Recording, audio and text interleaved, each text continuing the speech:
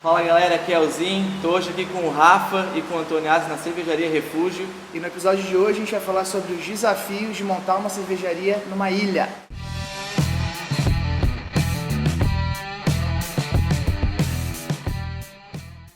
Brinde da manhã, uma aguinha para liberar, né? Liberar o assunto. Rafa, conta pra gente um pouquinho da história da Refúgio. E eu estou bem curioso para saber os desafios que tu teve que passar aí. Tem uma lenda nessa construção dessa fábrica, né? De fábricas em Florianópolis, na verdade. Então fala pra gente a ideia da Refúgio e onde você está localizado aqui em Florianópolis. Beleza. Então, a Refúgio surgiu como ideia, primeiro em 2016, eu e minha esposa trabalhávamos numa empresa e a gente já estava um pouco cansado daquele tipo de trabalho, de bater ponto todo dia, e teve uma oportunidade para sair da empresa com uma indenização, um plano de demissão voluntário, e naquele momento a gente acho que está na hora de partir para a cervejaria, né? A gente já fazia cerveja em casa fazia 4 anos, e sempre comentava a ideia de, vamos ter uma cervejaria um dia, e a gente agora é a hora. Então, no final de 2016 a gente saiu dos nossos empregos, a gente morou em Blumenau em 2017, fiz o curso lá na escola de cerveja e malte, né, de mestre cervejeiro, fui colega do Antoniazzi, o Vitor foi professor. E em 2018, final já de 2017, a gente começou já a procurar espaço, né, nossa ideia era ser em Florianópolis, só que ainda a gente não tinha clareza se a gente ia abrir na parte continental de Florianópolis ou na ilha. Uma das coisas que a gente levava em conta era a tal lenda de que não podia ter cervejaria na ilha. Mas quando a gente começou a pesquisar e ver a legislação, a gente viu que na verdade não tinha nenhum tipo de impedimento. Parecia ser mais uma lenda do que realidade. No final de 2017 a gente encontrou o espaço aqui, a gente está no Rio Tavares, em Florianópolis, bem ao lado do Campeche, praticamente é uma interseção entre Rio Tavares e Campeche. 2018 a gente foi praticamente todo em obra aqui, o galpão era praticamente novo, a gente teve que fazer todo o resto da estrutura, e daí nós abrimos em janeiro de 2019, então a gente está quase indo para 3 anos de funcionamento aí. E passou por bastante coisa, né? Não é nem tema, mas um dos desafios foi a pandemia, né? Exato, entrou funcionou um ano, então tem mais tempo de pandemia e de funcionamento, basicamente. A gente abriu num verão, né? Aqui tá temporada, só que como a gente não era muito conhecido, a gente teve um movimento médio, não foi ruim aquele nosso início, mas logo já veio o inverno. Muito sazonal aqui em Florianópolis, né? Principalmente nessa região que a gente está aqui, que é das praias, o centro é menos sazonal. Mas nas praias é bem sazonal, né? Um movimento absurdo no verão, enquanto está calor tu tem movimento, mas quando vem inverno o pessoal some, cai muito movimento, né? E daí... E Florianópolis é uma cidade meio diferente, né? Às vezes chove pra caramba, por exemplo, hoje a gente está gravando num dia chuvoso. Só para vocês entenderem o espaço, e tem bastante a ver com essa questão que a gente vai abordar dessa parte ambiental, né? Que é muito o conceito também da Refúgio, depois eu queria até que você falasse um pouquinho sobre isso. A gente tem uma grande área coberta aqui, né? Uma grande área aberta aqui. E aí também eu acho que essa questão do tempo, de chover, você teve que ir adaptando aí ao longo do que você foi percebendo, né? Sim, nossa ideia sempre era procurar um espaço que a gente tivesse área externa, jardim, ser tipo um beer garden, uma coisa que sempre teve. A gente teve sorte de encontrar um espaço que comportasse isso, mas também a nossa área interna ela é um pouco reduzida, então no inverno acaba pegando, às vezes as pessoas, a área interna está cheia, chegarem pessoas e o pessoal não queria ficar, porque frio, tinha né? sentado. Aí a gente comprou aquecedores para a externa, tinha cobertorzinho, né? Antes, pré-pandemia, cobertorzinho, coisa. Então o pessoal começou a curtir, assim, a coisa de estar frio, mas tá no lado de fora. Tá frio, mas tá gostoso. Exatamente. Porque aqui quando resolve ser frio, é de verdade, né? A gente está no meio de novembro. Né? Já praticamente tá verão. Frio, né? Eu acordei hoje com frio. Não estava esperando Exatamente, entrou uma chuva, frio, né? Um vento e tudo mais. Uma chuva, friozinho assim que lembrou o inverno de manhã, né? Muito do que a gente comenta, né? Do planejamento de quem vai ter uma fábrica, um pub, né? Ou atender, como a gente falou, de ter um garden, né? A gente até falou em outra oportunidade, em outro vídeo, falando sobre a importância de ter um garden, um espaço aberto para a cervejaria, principalmente agora, né, com esse histórico de pandemia, entender que o espaço aberto é quase que essencial hoje para um local. Só que a gente também, o espaço aberto é refém do clima, né? Então, dependendo da sua região, você tem que adaptar ou para muito sol e um calorão, então você tem que ter o guarda-sol, você tem que ter uma circulação boa de ar, ou para muito frio você trabalhar com aquecedores, ter essa coberta, trazer um conforto de temperaturas não extremas, né, a ponto de deserto ou neve, mas você tem uma grande variação aí, principalmente na nossa região. Essa região aqui tem muita variação de clima, né? Exato. Então, entender os desafios, né? Um dos desafios é pensar na estrutura, não é porque está na praia que vai ser sempre um clima de sol e verão e alegria e ar circulando. Você tem essa distância de temperaturas aí acontecendo o ano inteiro. Acho que muita gente deve pensar, pô, ilha, e quem está ouvindo a gente, assistindo a gente, às vezes não conhece Florianópolis, né? Acho que é legal a gente falar que a ilha é bem grande, né? Ela tem, os bairros são bem afastados uns dos outros, é uma cidade bem grande e tem algumas dificuldades de engarrafamento, né? De locomoção um pouco complicado. Explica pra galera se tu teve algum problema com o fornecimento de insumo, como é que é a questão do fomento disso de brew shop aqui, de fornecedor, como funciona na ilha de Floripa? Não, quanto a isso a gente não costuma ter problema, assim, tipo, que nem o Antoniazzi falou, realmente o trânsito em Florianópolis é um pouco complicado, assim, né? Apesar de ser uma cidade, uma das menores capitais do Brasil, né? 500 mil, só Florianópolis, né? Não grande Florianópolis, tem 500 mil habitantes. Mas tem um problema de trânsito um pouco intenso. Tem melhorado, principalmente aqui para o sul da ilha. Antes a gente tinha praticamente só um acesso. E agora eles fizeram um acesso novo e melhorou bastante. Então, mas para entrega de insumos e coisas não costuma ser problema. A gente costuma receber tudo em dia, chega no tempo previsto mesmo. O acesso, como a gente está... Florianópolis fica no meio, né? O Rio Grande do Sul é um grande estado produtor de cerveja, o Paraná também, Floripa está ali encostado na rodovia principal, né? Na 101. Acaba que o acesso a essa entrega de insumos é um pouco facilitado. Tem o porém de atravessar a ponte para cair na ilha. Mas né? Era mais uma provocação para quem não conhece, pensar, cara, os malucos estão falando de uma cervejeira no meio de uma ilha, como é que chega em São? No meio da ilha, né? Chega de barco, chega de barquinho, né? Uma ilha grande, né? Uma ilha que dá para esquecer que é uma ilha, né? Exato. Mas é o único acesso à ilha, né? Na verdade são duas pontes, né? Uma de ida e uma de volta principais. Agora tem a Cílio Luz que foi reformada, que está sendo usada também, mas ela comporta muito menos, né? Ela não comporta um grande tráfego. Mas assim, as transportadoras estão acostumadas, os horários que meio que engarrafam os acessos, né? Já estão por e elas dentro, né? E fogem disso, então a gente não costuma ter problema. E te perguntar isso, eu moro aqui há pouco tempo, né? Eu sei que, por exemplo, eu morei muito tempo no Rio, em Copacabana tem horário para caminhão circular. Aqui tem? Como é que é essa questão? Não tem esse tipo de regra. Caminhão circula a hora que quiser, não tem restrição nenhuma. Voltando à ideia da lenda, Rafa, a gente sabe dessa lenda cervejeira, né? Tem anos, né?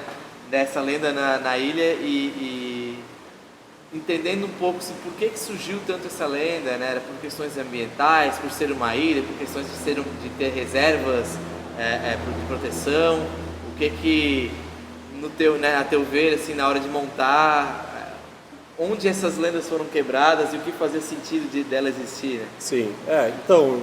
Assim, várias pessoas falavam isso, a gente não sabe exatamente onde foi, mas a gente soube que algumas cervejarias no passado tiveram problemas.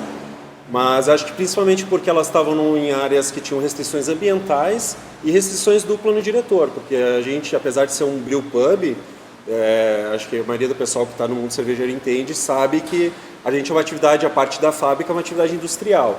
Então o plano diretor tem que permitir a atividade industrial naquela área. Então, se for pegar o plano de diretor de Florianópolis, realmente existe uma restrição grande para atividades industriais. Se for ver, é basicamente na beira das rodovias que a gente chama aqui, né? Aqui em quase Florianópolis, as grandes vias são rodovias estaduais e não municipais. Então, praticamente só na beira dessas rodovias que tem essa permissão para atividade industrial. Então, isso já cria uma restrição na questão do plano diretor. Além disso, tem a questão ambiental. Então, assim, grandes fábricas têm algumas restrições, porque vão precisar de licenciamento ambiental, e isso pode demorar tempo, um custo elevado, esse tipo de coisa. E às vezes não ser aprovado também. Né? E não ser aprovado por não conseguir alcançar todos os requisitos, né? No nosso caso, existe uma questão estadual e municipal que indústrias com pequena área de produção, se não me engano até 200 metros quadrados, podem abrir, não precisam fazer o licenciamento ambiental propriamente dito.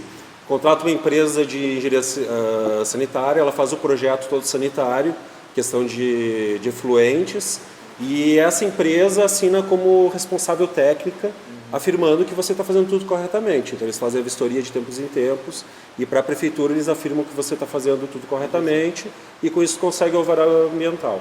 O que não te livra de criar uma própria estação de Sim, tratamento. exatamente. Né? Então assim, não adianta, mas eu só vou fazer, como o Rafa falou, mas eu vou fazer só 100 litros por mês. 100 litros ou 100 mil litros por mês é indústria, né? Como registro. Então qualquer indústria, independente do seu tamanho, tem que tratar o seu resíduo. Por mais que eu faça só 100 litros, algum resíduo vai existir. Aí, claro, cai nessa questão de encaixe, dependendo do tamanho, da área de produção, o volume, né? Você tem que apresentar, quanto vai entrar de insumo, quanto vai sair de resíduos, né? Essas empresas, né? Para conseguir um alvará, para conseguir alguma licença, você tem que apresentar esse tipo de informação. Não é simplesmente dizer para a prefeitura, não, é pequenininho. Acredita em mim. É pequenininho, Tá não vai dar. certo. É cerveja artesanal, pode tudo. Não existe resíduo na cerveja artesanal, é tudo legal. Não adianta, né? As leis não caem mais nessa conversa, né? Que aí até, dando um pouco da opinião pessoal sobre a questão da lenda, né?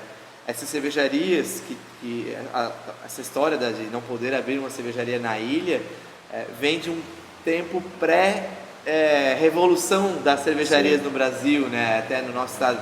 Essa cervejaria era da década de 90, né? Então acabava que naquela época nem se falava de micro cervejaria direito, não se tinha ideia do que era. Então muitas fábricas, a gente tem isso até espalhado pelo país, muitas fábricas que a gente vê hoje que ainda estão abertas em locais que não faz sentido ter uma cervejaria aqui, né? Hoje realmente não pode. Em Balneário Camboriú a gente tinha uma cervejaria na Avenida Atlântica, na praia, era uma cervejaria, né? Era a Mine Beer, né? A famosa Mine Beer.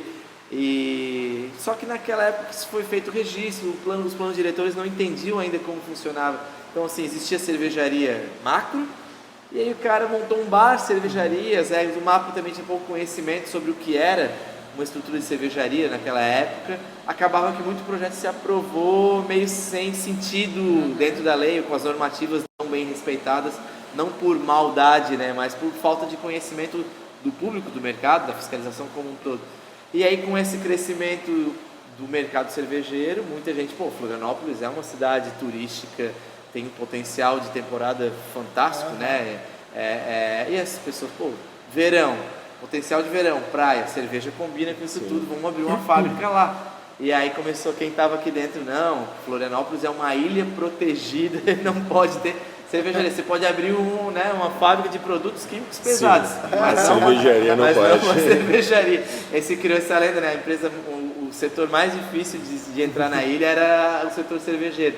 E foi surgindo, né? A gente começou a ver como o Rafa fez aqui na Refúgio, outras fábricas foram abrindo também, cumprindo o que a cidade exige como né, normativa, como lei, né? O que a lei exige, você consegue abrir. Só que, né, como o Rafa falou, isso não vai te impedir, por fazer algum brew pub, uma cervejaria pequena, de ter a tua estação de tratamento. Então aqui tem uma estação de tratamento, roda normal. Se você trata o seu resíduo e devolve para o ambiente, né, um resíduo que é tão inocente quanto o que veio para você, perfeito, você está com a sustentabilidade em dia, né? Exato. Então, eu acho que muito de alimentar essa lenda veio das primeiras cervejarias que esbarraram em algumas barreiras e ficaram muitos anos, né, para tirar o registro. Eu acho que isso causou, né, os próprios cervejeiros, mas aquela cervejaria demorou 4, 5 anos para conseguir operar e tal. E aí ficou nessa, mas é muito mais difícil abrir em Florianópolis porque é uma ilha, porque isso, aquilo. Eu acho que um pouquinho também pelo histórico, né? Sim. E acho que até cabe colocar que essa parte ambiental aqui entra na mesma ideia da fama do MAPA atrasar as cervejarias. Às vezes você pega uns lugares, o MAPA levou 4 anos para me aprovar, 3 anos, peraí, aí você vai olhar, basicamente o MAPA, ele te exige X documentos. Se você entregar os X documentos, existe uma burocracia, existe um tempo, mas assim, nada vai levar mais do que 6 meses, 1 ano. 1 ano é considerado hoje um tempo longo para conseguir um registro em função. Se você tem todos os documentos, na média hoje, com todos os documentos entregues para o mapa, em 2 meses você tem. Foi o tempo que a gente conseguiu aqui, o nosso registro foi extremamente rápido, né? Porque eu já sabia tudo, né? Tanto pelo curso lá o curso Mestre Cervejeiro, como também o Vitor prestou uma consultoria, ajudou em diversos aspectos. Então, quando a gente entrou no mapa, eu já tinha tudo, assim, teve pequenas alterações que eles solicitaram. Tirando isso, foi isso. Acho que 2, 3 meses a gente já tinha o registro. E a questão ambiental foi a mesma coisa, porque a gente contratou uma empresa séria, na verdade 2 caras novos, assim, recém-formados, mas os caras sérios, fizeram um projeto seguindo tudo que era necessário. Depois fizeram toda a vistoria que viu se a gente tinha cumprido, né, tudo do jeito certo. Entraram na prefeitura e saiu o alvará também extremamente rápido ambiental. Então a gente não teve nenhum tipo, foi bem tranquilo, tanto a questão com a prefeitura, daí questão sanitária, porque a gente tem bar aqui, tem tudo. Tudo foi muito tranquilo, assim, tanto com o mapa, que é a parte da fábrica, quanto com a prefeitura, que tem a parte ambiental e sanitária da parte aqui do bar. Para registrar qualquer negócio, você tem o pré-requisito, é só o tempo de esperar a fiscalização e tudo mais, mas por lei, mas aí se o fiscal não quiser vir minha cervejaria e não quiser visitar minha cervejaria, eu vou levar quantos anos para resolver? O mapa tem por obrigação 30 dias para te dar uma resposta quando você manda os documentos. Então, em no máximo 30 dias, alguma comunicação vai acontecer. Ele pode te trazer uma pendência de documento para você resolver, ou pode ver que está tudo certo no documento e vir te visitar. Então não tem como passar disso, né? Então essa questão do o maior inimigo, o maior atraso de um registro de uma cervejaria hoje está dentro da própria cervejaria. É conseguir os próprios documentos, ela se adaptar às regras e não as regras estão lá. O fiscal ele fiscaliza as regras. Você segue, tudo resolvido. Se não segue, não é a culpa da fiscalização. Exatamente. É a sua estrutura que não está adequada. Por isso que é importante, né, a pessoa, quando for partir para isso, ou ela ter o conhecimento, né, ter feito um curso, ter feito coisas, ou procurar pessoas que têm esse conhecimento. Porque a pessoa às vezes quer economizar em consultorias, em coisas, mas no fim acaba... Sai mais caro. Vai sair mais caro, porque vai ficar mais tempo fechado, não podendo funcionar, pagando aluguel e... o preço da cabeça, né? Aquele estresse de não abre. E às vezes quebra a parede que subiu onde não podia. Exatamente, tem que refazer, o que foi feito já. A gente costuma falar muito, né? Puxando o peixe pro nosso lado. Técnica não é custo, técnica é investimento. Você pega atalhos quando você investe em técnica, então isso te acelera. Então, no curto prazo você já ganha dinheiro, porque você não perde tanto tempo, não se incomoda tanto, então vale a pena correr atrás, né? Ô Rafa, e depois de aberto, agora falando do teu negócio, fala um pouquinho até para a galera conhecer essa questão de regionalismo, perfil de consumo de Floripa, o que normalmente você tem fabricado aqui na Refúgio, o que tem vendido mais, assim, como você está enxergando o mercado local? Então, assim, a gente acha que nem o Vitor, o Antoniazzi falou antes, assim, a ilha é grande, é extensa, e tu tem pequenos regionalismos dentro da própria ilha, né? Então, essa região aqui do Rio Tavares, Campeche, por muito tempo era uma visão não era um local muito procurado da ilha. E para cá vinha o pessoal, assim, usando uma palavra assim, mais alternativo, vamos dizer assim. E ultimamente é um local para onde a cidade está crescendo, estão surgindo novos empreendimentos imobiliários, então uma região que está se desenvolvendo muito rápido. Sim. Mas essa questão das pessoas com a cabeça, vamos dizer assim, mais aberta vindo para cá, me mostrou que, assim, eu escutava muito quando eu ia abrindo, que as pessoas você tem que ter uma Pilsen, você tem que ter uma Pilsen. E eu dizia, não vou ter uma Pilsen. Eu vou ter uma Hop Lager, que vai ser a nossa, que a gente vai chamar, para quem chegar pedindo Pilsen, eu tenho essa, que é para agradar esse tipo de pessoa. Eu tenho Lager. Mas eu não vou ter uma Pilsen. E todo mundo que me criticava por isso. E, cara, eu tive muita sorte no fim que no fim é que a cerveja que mais sai é IPA, as IPAs, né? Primeiro a nossa American IPA, a nossa Session IPA é a segunda que sai mais. A gente estava com uma IPA nova esses tempos, que agora acabou, mas eu já estou em produção nova, vai entrar em linha também, que saiu super bem. Então, assim, aqui a gente tem o pessoal, os nossos clientes, o pessoal que costuma vir, cabeça mais aberta para cerveja, já um pouco introduzida na cerveja artesanal. Então, a gente não tem muito problema com a questão de ter cervejas diferentes. O pessoal que vem aqui costuma provar coisas novas.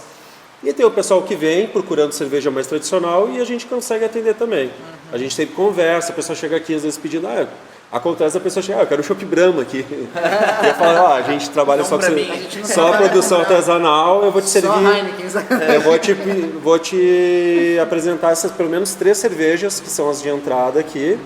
E a gente dá a provinha aqui, é uma coisa que vale muito a pena. Essencial, né? O Essencial, né? A gente faz, eu trago às vezes provinha da Witbier, da nossa Hop Lager e da Viena. E normalmente as pessoas, uma das 3 a pessoa gosta e bebe. Muito difícil uma pessoa chegar assim, não gostar de nenhuma e ir embora, assim. Então, eu vejo que eu consigo introduzir pessoas na cerveja artesanal com essas 3 cervejas.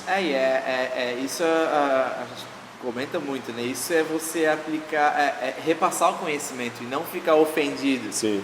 Né? A gente sempre digo, se alguém chega no meu local sem saber nada sobre cerveja especial, cerveja artesanal, não é culpa daquela pessoa. Talvez é culpa nossa, né, dos profissionais do mercado que nunca conseguimos fazer chegar até ela essa informação. Então ela veio até a gente, é nossa tarefa de entregar a informação e não fazer ela virar as costas. Não vendo esse chopp aqui, essa marca, aqui só vem, eu não quero que gente assim aqui, não.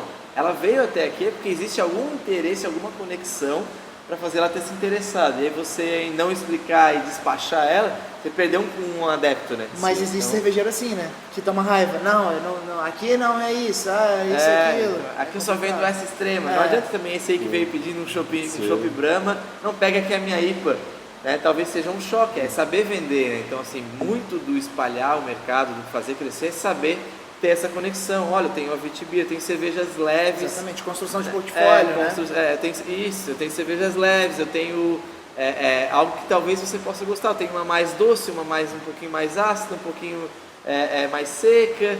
E a pessoa, é muito difícil, de 3 opções leves, a pessoa não se interessar por nenhuma. Né? A chance é muito baixa dela assim, não tem como eu gostar de cerveja artesanal. Então você está criando essa ponte, criando essa conexão aí. E é um novo adepto que vai contar para os amigos no trabalho, para as pessoas em casa, olha, fui lá e gostei, tem algo leve, bom também. Artesanal é leve também. Não é só a ideia forte, artesanal é só cerveja forte. Não, você está construindo isso. Esse é o papel nosso, né? Principalmente do Rafa, que é a ponta da lança, né? Ele faz e entrega para o consumidor final. Então ele tem que passar essa informação. Né? Exatamente. E para fechar, Rafa, passa só uma ideia.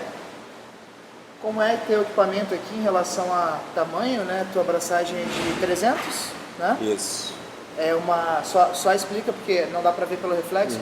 Galera, aqui atrás a gente tem, né, tanto a adega quanto a abraçagem também aqui atrás onde a gente está nesse vidro. E teu equipamento é uma tribloco. Isso, exatamente, uma tribloco de 300 litros. Era 250, mas eu pedi modificações no projeto, então dá para tirar 300, mas eu consigo fazer bem de 250 a 300 e alguma coisinha. Atualmente eu tenho 7 fermentadores aqui de tamanhos ou grandes que eu preciso de 2 braçagens para encher eles. Eu tenho 2, um de 500 e um de 600. Tenho 2 de 300 litros e mais tenho um que é de 250 litros, e estou com 2 que é de um cigano que eu estou produzindo para ele. Fora isso, a gente também tem uma cervejaria cigana que está com a gente praticamente desde o começo. Eles têm 4 fermentadores de polipropileno, né, e um fermentador de inox que eles usam para carbonatação.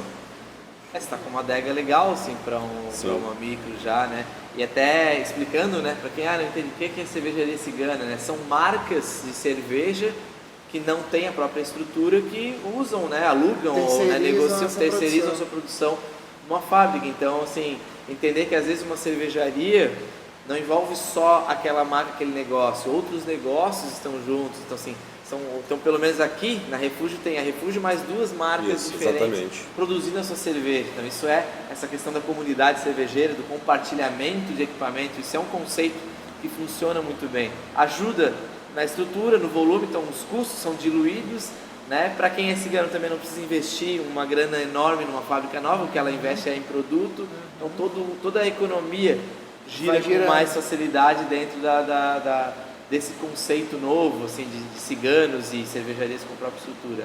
Exatamente. Rafa, obrigadão por abrir as portas e receber a gente aí. Muito obrigado a vocês por Maravilha aparecer. demais. Bom receber vocês aí. Pessoal, aquele de sempre, né? Se inscreve no canal, curte esse vídeo, compartilha com a galera, deixa nos comentários e a gente se vê no próximo episódio. E venham para Refúgio, tomar uma Exatamente. cerveja aqui, provar as não pilsen do Rafa. Isso, exatamente. Boa. Valeu, Obrigado, pessoal. Valeu.